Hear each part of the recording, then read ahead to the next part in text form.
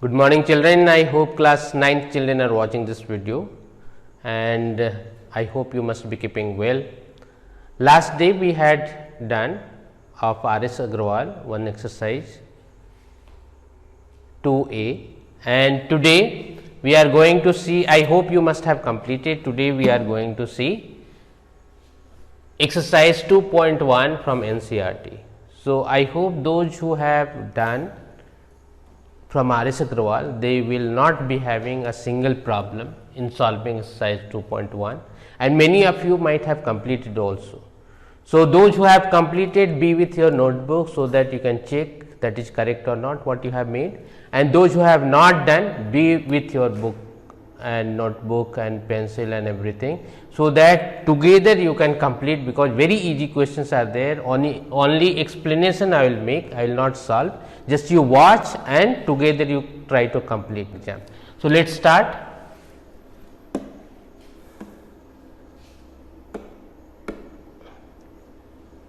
Here you have which of the following expressions are polynomials in one variable and which is not, state regions for your answer. We need to find out which of the following expressions are polynomials in one variable and you need to see that which is not, and state region also for your answer, why that is polynomial in one variable or not. Here you see first question you have 4x square minus 3x plus 7. Last day already we had discussed, if you want to recognize that is a polynomial or not, that will be in the form of x plus b or x square plus bx plus c or ax cube plus bx square plus cx plus d and so on. So, in this form these expressions will be there, where what you need to see, if any variable you have x, y, z, here you have x, variable must be whole, the power of variable must be whole number. It means that should be 0, 1, 2, 3, 4, 5 and so on.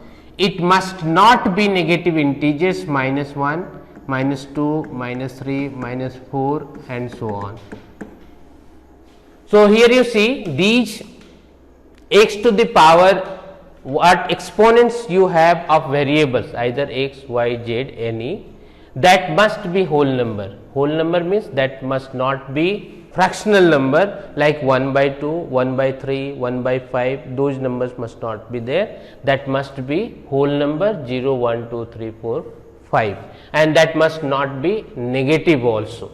So, here you see 4x square minus 3x plus 7, here you have variable x and powers are x to the power 2 and x to the power 1, it means this is a quadratic polynomial. So, only you need to find out this is a polynomial or not, and if it is a polynomial you need to write the region why it is polynomial. So, how you will write answer, you see the given expression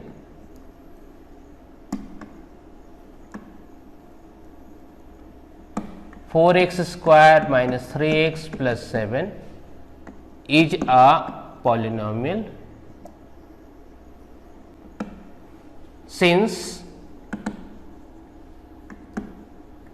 the exponents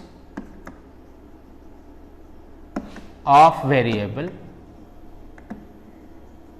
x of variable x is a whole number. What you will write? The given expression 4x square minus 3x plus 7 is a polynomial since the exponents of variable x is a whole number.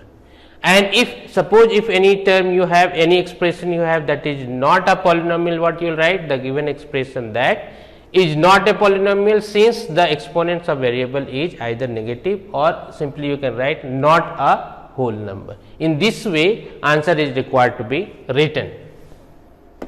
Next you see y square plus root 2. y square plus root 2. This is a polynomial where you have variable y and power is 2. So, this is a whole number. So, this will be a polynomial. You will write 3 root t plus t root 2.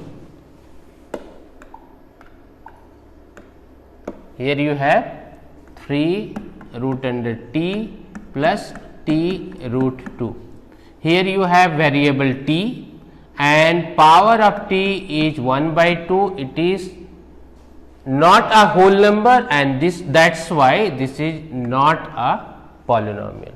So, what you will write? The given expression 3 root under t plus t root 2 is not a polynomial because the variable t is having exponent, not a whole number. Next you have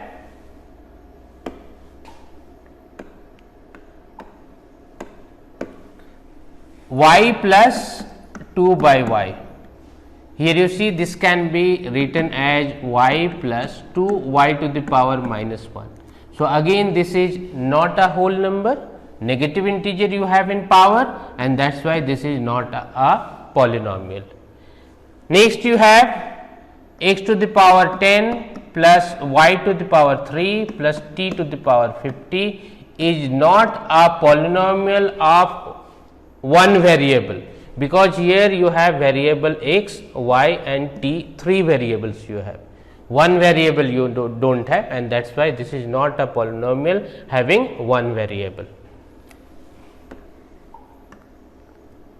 Next question you see, write the coefficients of x square in each of the following. Last day already it was explained properly how you can find out the coefficient. Here you see coefficient of x square is nothing, it means 1 you have. So, 1 x square can be written as x square and that is why coefficient of x square in the given expression 2 plus x square plus x is 1 you will write. Here you have 2 minus x square plus x cube. Coefficient of x square is minus 1, since if you are multiplying minus 1 with x square you will get minus x square.